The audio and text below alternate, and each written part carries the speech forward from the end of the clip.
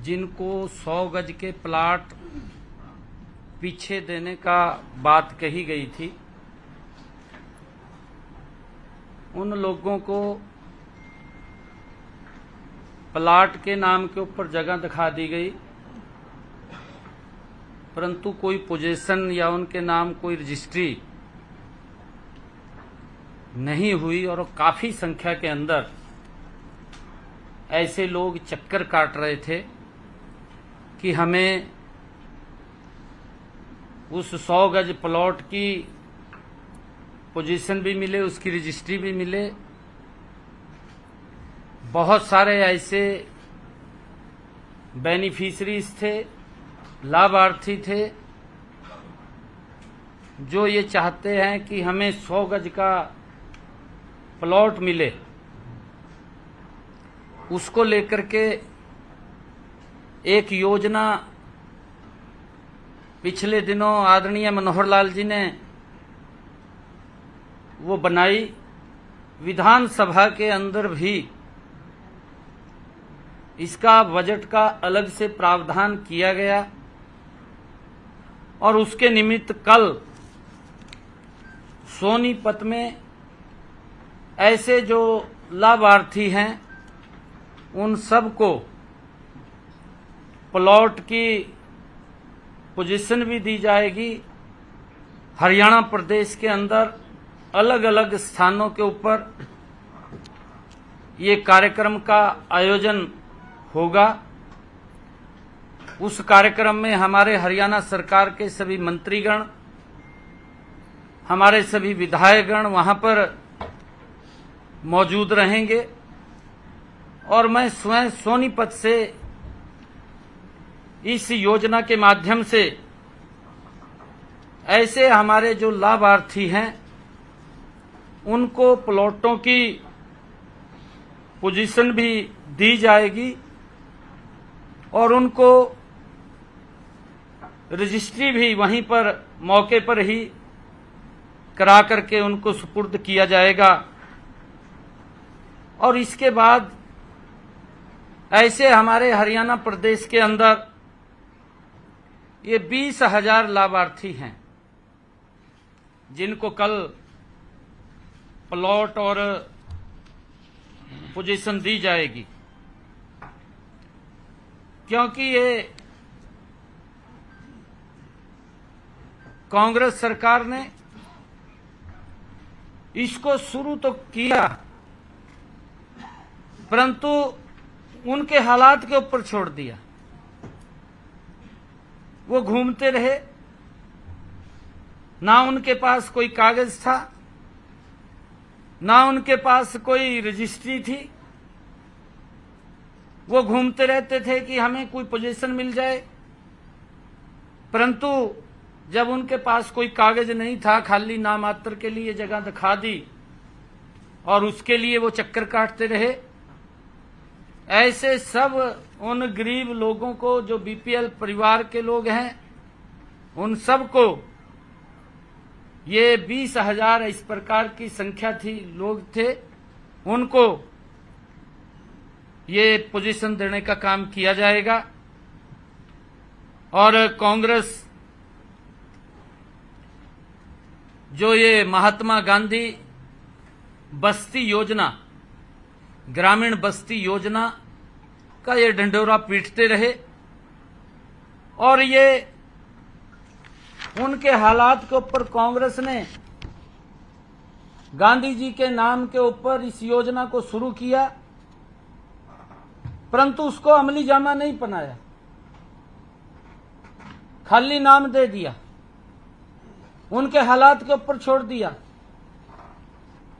हमने ये निर्णय किया है इस समस्या के समाधान के लिए मुख्यमंत्री ग्रामीण आवास योजना के अंतर्गत सभी लाभार्थी, जितने ये लाभार्थी थे, उन सबको प्लॉट का कब्जा भी दिया जाएगा, उनको रजिस्ट्री भी बना करके दी जाएगी।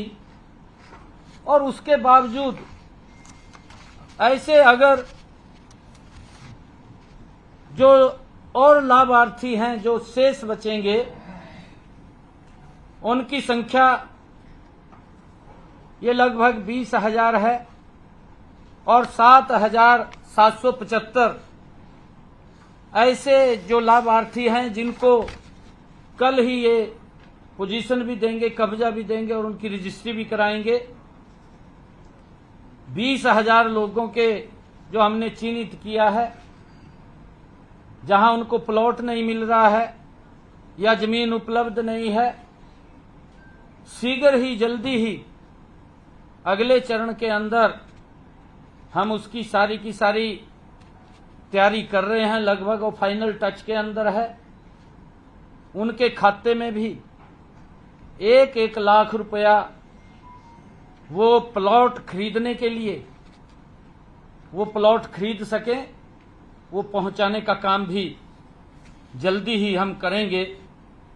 ऐसे ये लगभग जो संख्या है कि हमारी सरकार की सोच है और ये सोच डॉक्टर भीमराव अंबेडकर जी, ये सोच महात्मा ज्योतिबा फूले जी की, उनके सपनों को साकार करते हुए देश के यशस्वी प्रधानमंत्री आदरणीय नरेंद्र मोदी जी और हमारी डबल इंजन की सरकार उनके जीवन को सरल और सुगम करने के लिए लगातार उसमें सुधारीकरण करते हुए उन तक लाभ पहुंचाने का काम ये हमारी सरकार कर रही है।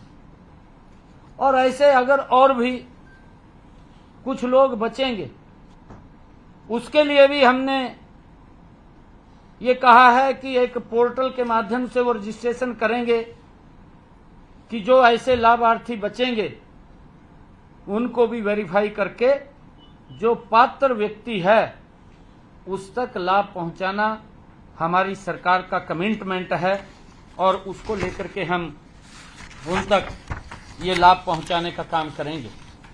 आदरणीय प्रधानमंत्री जी ने पिछले 10 वर्षों में प्रधानमंत्री आवास योजना के तहत हमारे प्रदेश के अंदर लगभग 14,939 मकान बना करके देने का कार्य किया है। प्रदेश के अंदर लगभग 15,356 निर्माणाधीन हैं जिनके ऊपर काम चल रहा है। जल्दी ही उनकी भी चाबियां उनको सौंपने का काम ये हमारी सरकार, डबल इंजन की सरकार, मजबूती से कर रही है। और लगभग हरियाणा के अंदर प्रधानमंत्री आवास योजना के तहत हमने पिछले 10 वर्षों में 552 करोड़ रुपया इस योजना के तहत हमने खर्च किया है। और ऐसे जो नए मकानों के अलावा भी पुराने मकान हैं, डॉक्टर भीमराव अंबेडकर नवीनीकरण योजना, उसके माध्यम से 2138 पुराने मकानों के विस्तार, उनके नवीनीकरण के लिए भी हमने 60 हजार रुपया उन तक पहुंचाने का ये काम किया है। और इस योजना के तहत प्रति जो बेनिफिशियरी है, लाभार्थी है, उस तक 3 किस्तों में 1,38,000 रुपया पहुंचाने का काम ये हमारी सरकार वो कर रही है। प्रधानमंत्री आवास योजना ग्रामीण के तहत 29,440 मकानों के निर्माण की स्वीकृति दी है। इसमें 26,318 मकान बनवाए गए हैं। इनके ऊपर 376 करोड़ रुपया की मदद वो की गई है। हमारी सरकार लगातार गरीब के हित के अंदर मजबूती से फैसले लेती हुई ये नरेंद्र मोदी की सरकार, डबल इंजन की सरकार, गरीबों के हित में मजबूत फैसले लेकर के उनको सशक्त करने का काम कर रही है। मैं आज आप लोगों के माध्यम से देश के यशस्वी नेता, दुनिया के लोकप्रिय नेता, जो आज तीसरी बार भारत के प्रधान सेवक के रूप में, जिनके मन में गरीब को लेकर के पीड़ा है, जिनके मन में किसान को लेकर के पीड़ा है, जिनके मन में महिलाओं को सशक्त करने के लिए जो उनके मन में पीड़ा है, जिनके मन में युवाओं को उनका विश्वास बढ़े और युवा आगे बढ़े, उसको लेकर के चिंता करते हैं, ऐसे यशस्वी नेता आज तीसरी बार इस देश की बागडोर संभालने का काम करेंगे।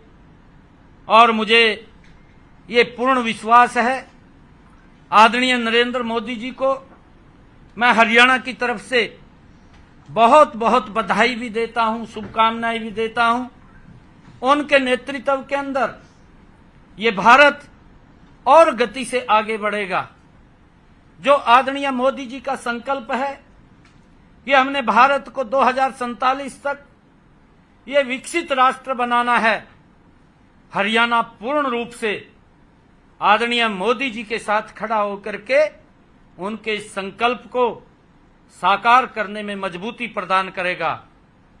और मुझे आज आप लोगों के माध्यम से ये भी एक बात और कहनी है कि जो कांग्रेस के युवराज जिस प्रकार से ये पवित्र संविधान की बुक लेकर के वो पूरे देश के अंदर गरीबों को उनको लाभ तो देने की बात 60 सालों के अंदर कांग्रेस ने नहीं की, परंतु ये झूठ का डंडोरा पीटने का काम ये कांग्रेस के युवराज, कांग्रेस के नेताओं, घमंडिया गठबंधन के लोगों ने जो ये देश के गरीबों को ऊपर अत्याचार किया है, उनको भ्रमित किया है, उनको झूठ के जंजाल में फंसाने का काम किया है।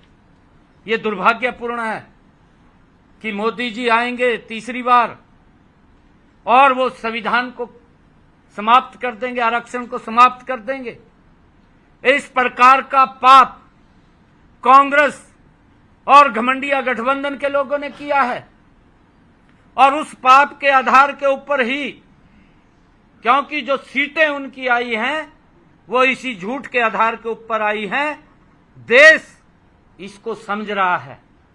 आज देश पूर्ण रूप से समझ चुका है कि ये जो बुक, ये जो पवित्र संविधान जिसका सम्मान कभी भी कांग्रेस ने नहीं किया है, मैं आज आपके बीच में कहना चाहूंगा, सबसे पहले जो डॉक्टर भीमराव अंबेडकर जी ने विरोध किया था लोकसभा के अंदर, उन्होंने ये बात खड़े होकर के कही थी कि जो धारा 370 है, जो जवाहरलाल नेहरू जी ने उसको शामिल किया था, धारा 370 बनाई थी, डॉक्टर भीमराव अंबेडकर जी ने उसका विरोध किया था कि ये धारा 370 इस पवित्र संविधान में शामिल नहीं होनी चाहिए। संविधान की मूल भावना के साथ खिलवाड़ करने का काम सबसे पहले अगर किसी ने किया वो कांग्रेस पार्टी ने किया। मुझे बड़ा दुख होता है, लगातार बाबा साहब के इस पवित्र संविधान को कांग्रेस और घमंडिया गठबंधन के लोगों ने मंचों के ऊपर अपमानित करने का काम किया है। उनको देश से माफी मांगनी चाहिए। और मैं ये भी बताना चाहता हूं कि जब दूसरी बार इस पवित्र संविधान से डॉक्टर भीमराव अंबेडकर जी की मूल भावना से कांग्रेस ने इससे खिलवाड़ करने का काम तब किया जब 1975 में इमरजेंसी लगी। इंदिरा गांधी ने उस समय के अंदर संविधान जो हमारी धारा 39 है, धारा 39 के अंदर ये प्रावधान ये कांग्रेस पार्टी ने किया। और ये किया कि अगर प्रधानमंत्री छल से, कपट से, बेईमानी से या किसी और अन्य संसाधनों से, चाहे वो पैसे के बल के ऊपर हो, चाहे वो भ्रष्टाचार के बल के ऊपर हो, चाहे देश के लोगों का शोषण करके वो जीत जाए, तो उसको मान्यता देनी पड़ेगी। ये धारा 39 के अंदर, इस संविधान के अंदर ये कांग्रेस ने ही पाप किया था। इस संविधान की पवित्र मूल भावना के साथ खिलवाड़ करने का काम ये कांग्रेस पार्टी ने ही किया था। आज देश समझ रहा है। और साहबानों, रात के 2 बजे कोर्ट के दरवाजे खोलना एक विशेष व्यक्ति के लिए, उसको लाभ देने के लिए, उसको बचाने के लिए, जिसने एक जघन्य अपराध किया हो, उसके लिए रात के 2 बजे कोर्ट खुल जाता है। तब इस डॉक्टर भीमराव अंबेडकर जी की भावनाओं को आहत करने का काम, इस पवित्र संविधान को उन्होंने अपमानित करने का काम ये कांग्रेस और घमंडिया गठबंधन के लोगों ने किया है। मोदी जी ने तो पिछले 10 वर्षों में इस देश को इस पवित्र संविधान के डॉक्टर भीमराव अंबेडकर जी की भावनाओं के अनुरूप चलाने का काम किया है। इन्होंने कभी डॉक्टर भीमराव अंबेडकर जी को सम्मान नहीं दिया।